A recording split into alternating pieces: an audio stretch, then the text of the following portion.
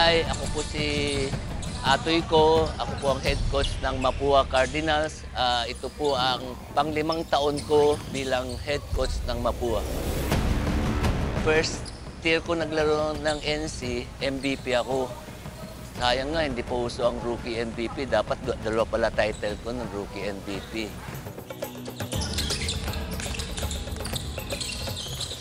Lagi kong sinasabi, pagka naglalaro ka for Mapua, you are not playing for Atoy ko. You are not playing for Philip Cesar. You are playing for Mapua. Dapat foremost is the school. That's why in our uniform, you can see Mapua is here.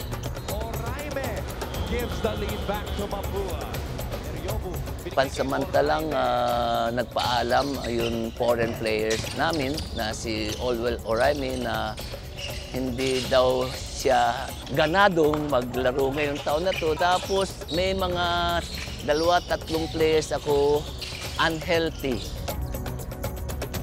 Ito isang malaking pagsubok lang sa atin. Ito matetest yung character natin kung paano tayo i-handle yung ganitong situation.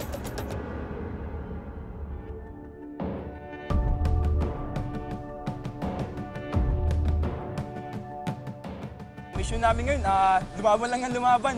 Kasi alam naman namin talagang wala na si Olwell ngayon eh. Kailangan lang tayo mag-double work ngayon.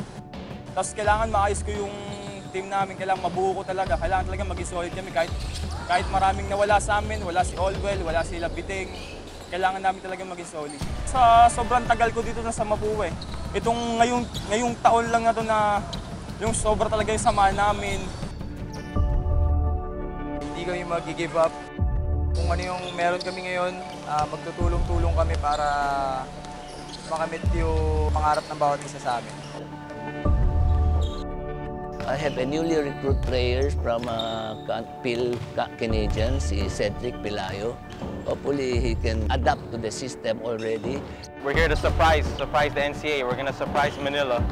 People may think we're out because all was gone, but we still believe in this team and the talent that we have. And we still think that we're in a fighting chance for the Final Four, and we're here to prove that on opening day.